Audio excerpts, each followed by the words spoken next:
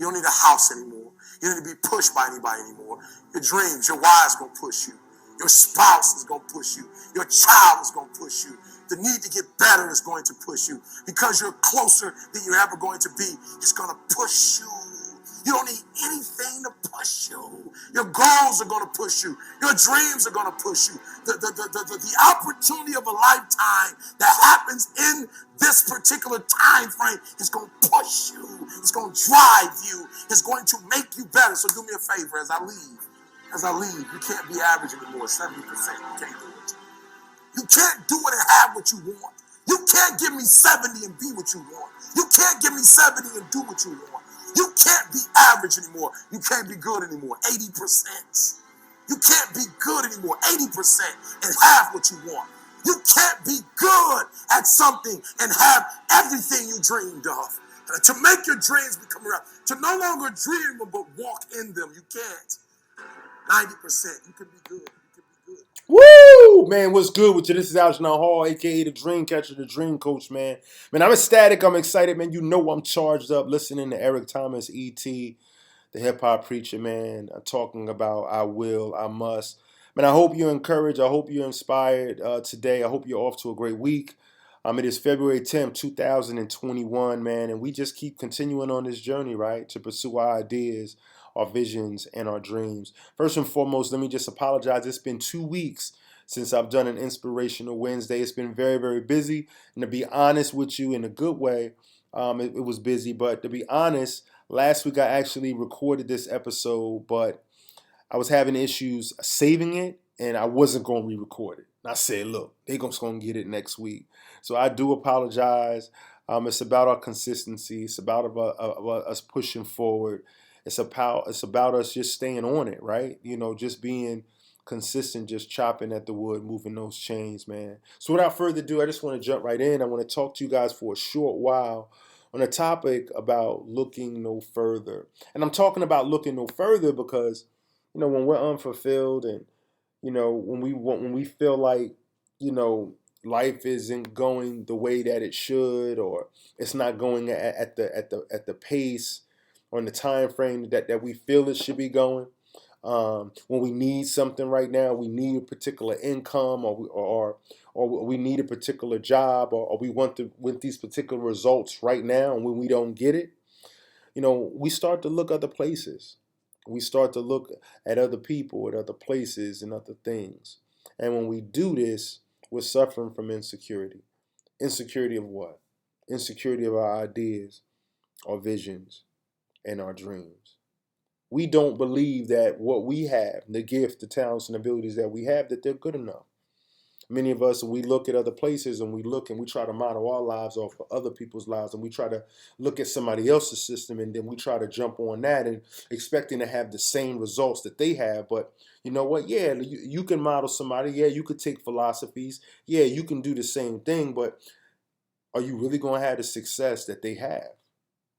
You can have some success, but I can't duplicate Steve Jobs. I just can't. Like I'm not going to be able to duplicate an iPhone. I can't duplicate Elon Musk. He's operating and functioning in his greatness. I can't duplicate a LeBron James because I'm not 6'9", I'm not 260 chisel, and I'm not as athletic as LeBron James.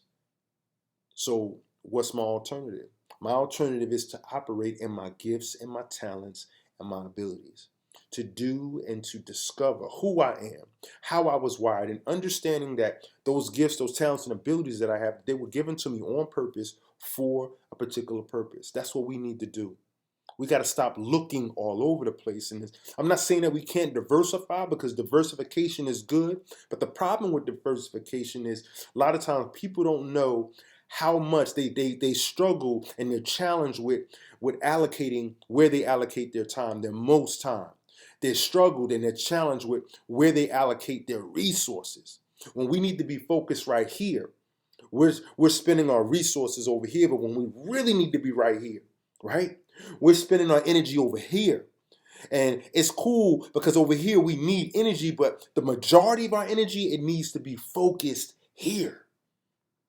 And the reason why we can't focus here is because we can't sit still. The reason why is because we live in a society where we want it now and we want to microwave our success, and we don't understand that there's a prerequisite to success and to have the life that we want to have and that we desire or what we want to accomplish, because we got to go through some things. We got to understand that we got to get scraped up. We got to take some L's, and we got to understand the grind. That's why we're looking all over the place. But we got to understand that in the struggle, the significance, the great thing about the struggle is it makes us stronger. We got to understand that those L's, we got to understand that the lessons of our process is allowing us to appreciate, it's allowing us to grow, and it's preparing us for something that we really can't see right now, but we got to trust and believe that it's preparing us for the next phase. It's preparing us for the next level. See, I'm an aggressive driver, and I just had to go down to North Carolina a couple of weekends ago. It was a quick turnaround, but when I like to get on the highway and I'm taking a long trip, I like to ride in the middle lane. My lane is where I want to be in that middle lane. But when I get a little antsy, when I get behind somebody and they're not going fast enough, I put on my blinker and I go over here to the left lane, the fast lane, and then I gun it. But then I come right back with the blinker. Sometimes I might get over to the slow lane. I go into the slow lane, hit my blink, and I go to the slow lane. And then I hit my blink, and I come back in the middle lane. Why do I say that?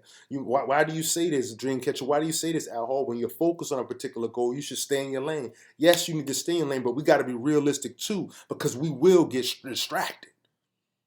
We got to be realistic and understand that we will get discouraged, that we will get antsy, and we're going to try to move some pieces around ourselves.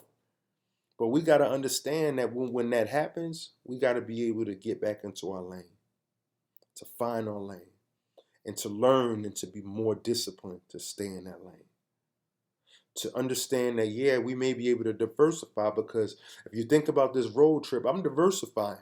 Yeah, I'm going to my goal. I'm trying to get to Wilson, North Carolina, right? But I'm diversifying time, because right now, when I'm experiencing a little bit of stoppage or slowing down my progress, I'm gonna move over to the fast lane just for a little bit. I'm gonna allocate a little bit of time over here, but I'm gonna bump it right back. I'm gonna hit my blink and I'm gonna get right back in my middle lane. You with me? We gotta understand and find our lane, and we got to stay in that lane. We got to work and develop and staying in our gifts and staying in our talents and staying in our abilities and developing it and just logging in and being great in that particular thing. It goes back to what I said all the time when I talk about Malcolm Gladwell with Outliers, and he talks about the 10,000 hour rule. Are you logging in your hours? Like, you can't accomplish greatness. You can't be great if you only logged in 200 hours. If you part-time in your dream, you can't part-time your dream. You can't part-time your dream. If you want to function, that ET just was talking about it. You can't go 70, you can't go 80, you can't even go 90. You got to go hard to 120. And I know right now, you know what? Maybe you can't right now, but maybe it's a diversification problem. Maybe right now it's a self-esteem problem. And you feeling like this gift, this talent, this idea, it's not going to get me where I need to be. It's not going to get me where I want to go. I don't have what I need. I don't have what it takes. That's a lie. Look no further.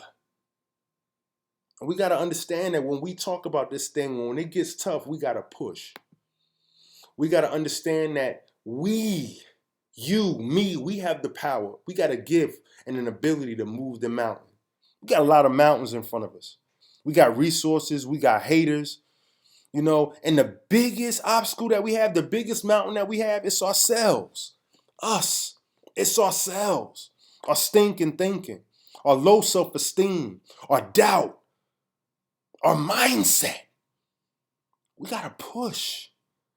We got to push past how we feel. We got to push past fear. We got to push past doubt to accomplish and to be all that we were called to be. We got to do that. In order for us to do that, we got to stop looking all over the place. You got the gift. You got what you need. You got the ability. You got what you need.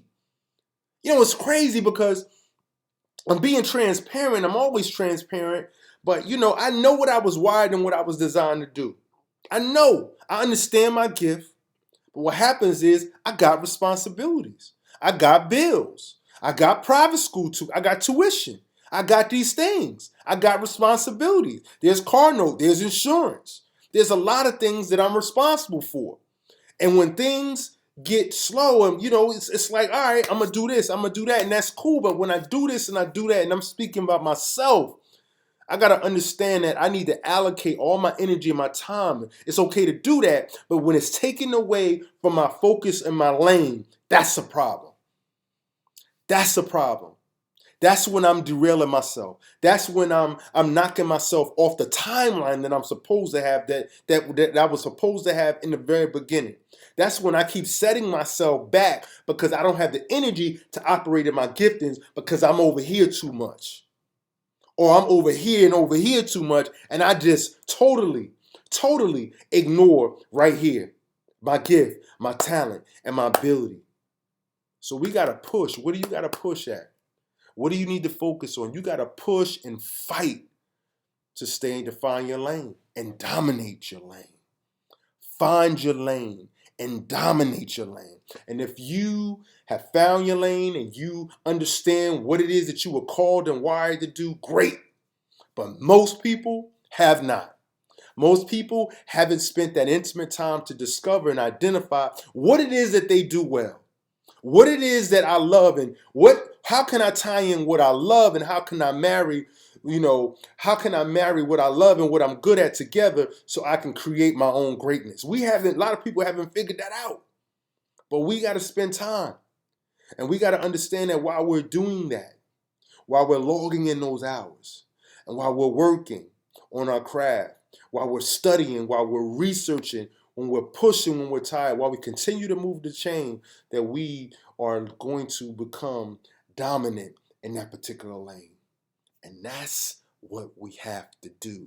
I'm telling you right now, I'm encouraging you right now to look no further. Stop looking all over the place. Stop trying to do what everybody else is doing and rock out with your gift.